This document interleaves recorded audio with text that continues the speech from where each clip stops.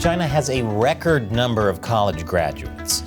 That should be a good thing, except there aren't enough white-collar jobs for them in the job market. Could manual labor be the solution?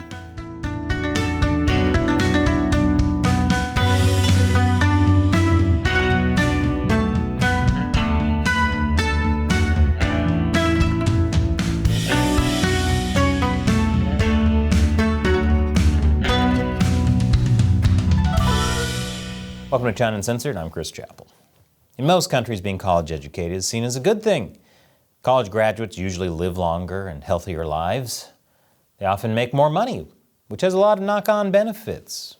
Money gives you superpowers, like controlling the weather, since with enough cash, you can make it rain wherever you want. Eat your heart out, Storm from the X-Men.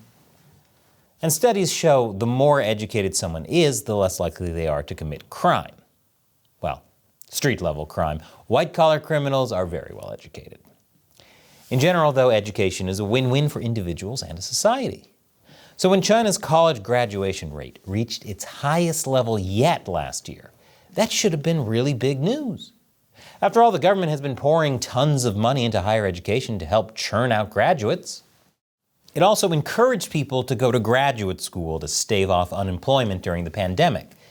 To make it easier, the government ordered universities to admit more master's students.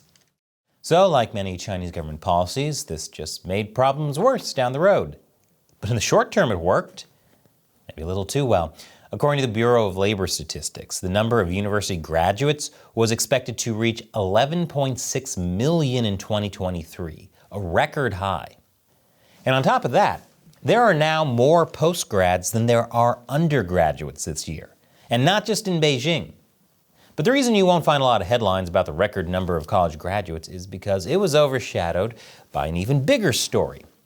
China's failing economy.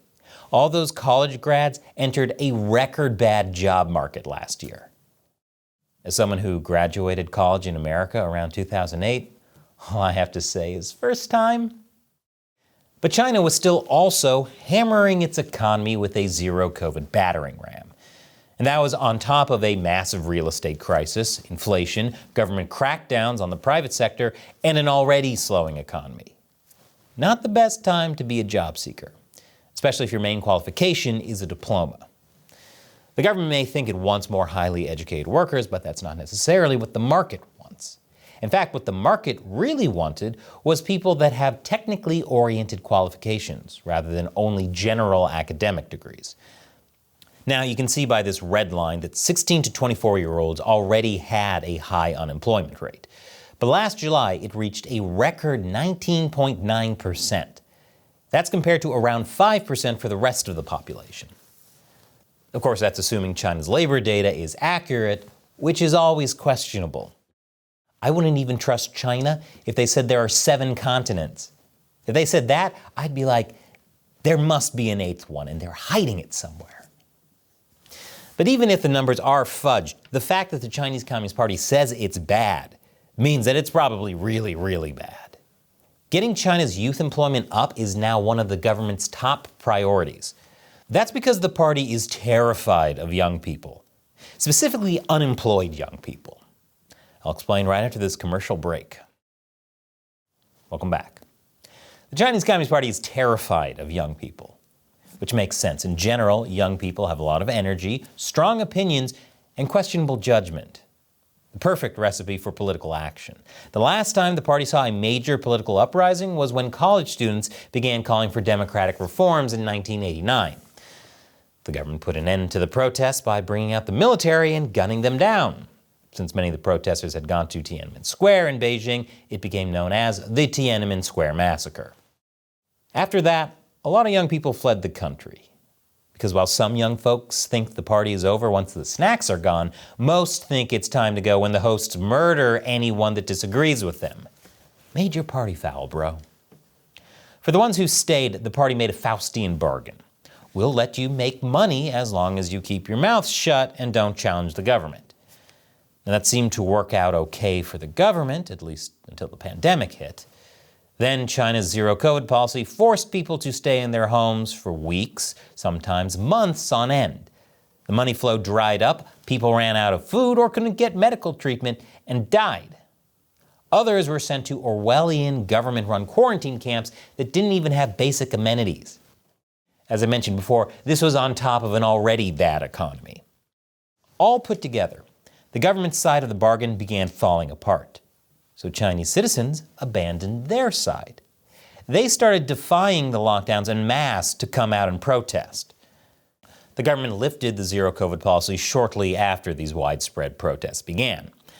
Of course, the protesters were quietly dealt with as well. The Communist Party couldn't have young people thinking they could protest and actually get away with it, now could they? But the fact that these protests even happened in the first place shows that desperate people will take desperate measures, including risking their lives to protest. And the party knows this. It's even worse when those desperate people are young and have a lot of time on their hands to brood on how desperate they are. Already, China's youth have become disillusioned with the Communist Party. We've covered it in previous episodes, like China's Lie Flat movement. The link is below. Basically, it's where Chinese who don't see any future stop trying to get ahead and just lay low. Of course, the phrase lying flat is now heavily censored on the Chinese internet. So, sorry, Chinese fitness influencers. Planking is now a national crime. Good thing I already have a chiseled 8-pack. So, netizens have turned to the fictional main character from the 1918 story Kong Yi to vent their frustration. Kong Yi is an impoverished scholar whose lofty airs are always being mocked by the commoners at the bar where the story takes place. Despite being well educated, Kong Yi is so poor that he's basically a beggar. According to the China Digital Times, he's come to symbolize the choice faced by today's recent college graduates: pursue a white-collar career and risk unemployment, or take off their scholar's gown and work a blue-collar job they had hoped to avoid through education. I have to say, you can't blame them for not wanting China's blue-collar jobs. Factory jobs are grueling and don't pay much. For example, Foxconn, which makes iPhones for Apple, now pays their workers just under $3 an hour. China's tech sector pays much better, but it's known for its crushing workload and a 996 work week, where people work from 9 a.m. to 9 p.m. 6 days a week. For many young people, education promised a way out of these extremes. And like I said earlier, the party encouraged people to get degrees, but then failed to deliver for them. Man, winding up with a degree you never use. As someone with a degree in classical music composition, I have no idea what that must be like.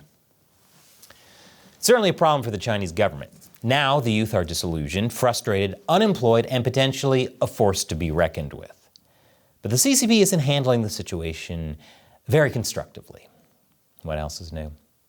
After this final commercial break, I'll talk about how the government's throwing salt on the wounds of the unemployed. Welcome back. China's seeing record-breaking unemployment for 16 to 24-year-olds. And it's especially bad for those with degrees because there aren't enough white-collar jobs to go around. Young people are disillusioned and angry. Instead of taking responsibility for the poor economy, though, the state is putting the blame on college graduates who don't want to roll up their sleeves and do manual labor. The Communist Youth League last month criticized young graduates for holding on to their professional aspirations, accusing them of refusing to tighten screws in factories, and exhorting the current generation to take off their suits, roll up their sleeves, and go to the farmland. Yeah, you bourgeois little rightists, why do you care so much about what job you have? The government has safety nets in place for you. And by that I mean the suicide nets at Foxconn, because the job is so horrible. This follows a number of glowing reports in Chinese state media about the virtue of manual labor. Take this CCTV piece about a porter in Chongqing. As the man carries deliveries around the city, the narrator talks about the peace of mind that comes with physical work. What the narrator fails to mention, though, is that these porters only make about $300 to $450 a month, about half of what a college graduate makes at an entry-level job. Honestly, I'm shocked they're trying to convince people to do manual labor instead of just doing what they normally do, forcing them to.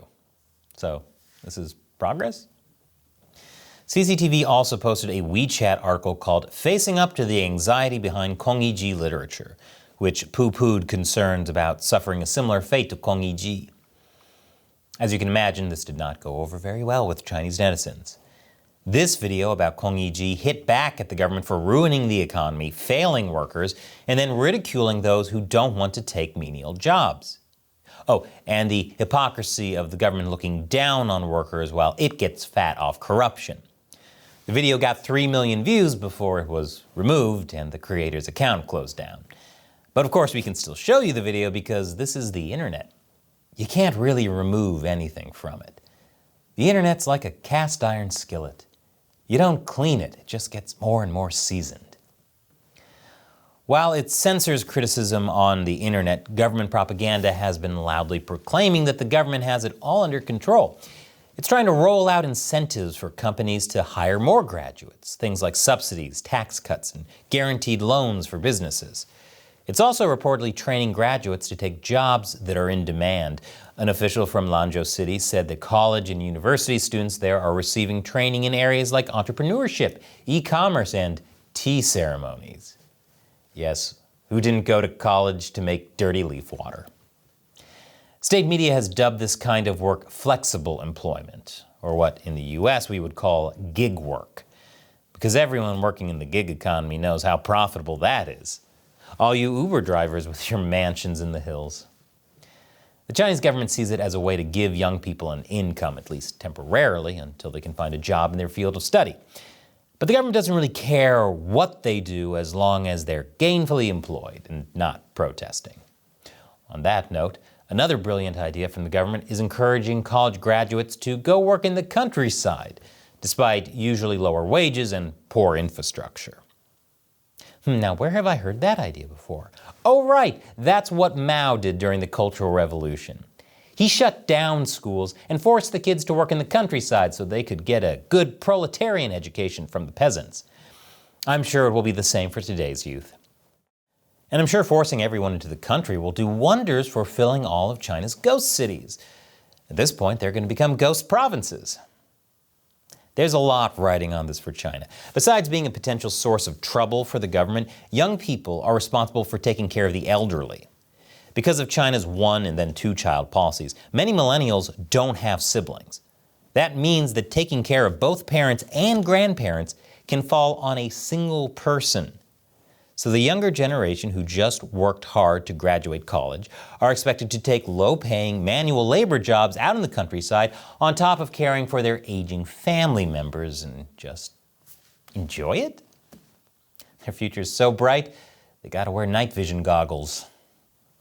At the same time, the younger generation is also responsible for the next generation. And so far, it's not going well. Fewer people are choosing to have kids, and as a result, China's population is shrinking. This shouldn't be surprising. The last thing a bunch of young people, overburdened by manual labor and aging family members, want is children. But it has knock-on effects for the pension system because young people are generally the ones paying into the older generation's pension funds. The government recently increased the retirement age to solve this problem, but like so many government policies, it's just a band-aid. Eventually, China will need new blood to replace the retirees, and that doesn't look like it's going to be happening anytime soon. It all comes down to this. China's high youth unemployment rate is a real crisis for the party. If young people can't get a job, they're more likely to protest. They won't be able to financially support their families. And if they can't financially support their families, they're less likely to have kids. And this could even lead to droughts. Because without money, how can they make it rain? So what do you think China's youth should do? Let us know in the comments below. And this show would not exist without support from viewers like you. YouTube frequently demonetizes, suppresses, and secretly unsubscribes people from this channel. If you want to support the show, consider buying one of these amazing West Taiwan travel posters from our merch store over at ChinaUncensored.tv/merchandise. Or you can join the China Uncensored 50-cent army by contributing to the show on Patreon. That's patreon.com/ChinaUncensored. You'll get a bunch of cool perks, including the ability to ask me questions I'll answer on the show. And today's question comes from Logan. These goons ever bother you guys? Logan is asking in response to this episode about the secret Chinese police station in New York.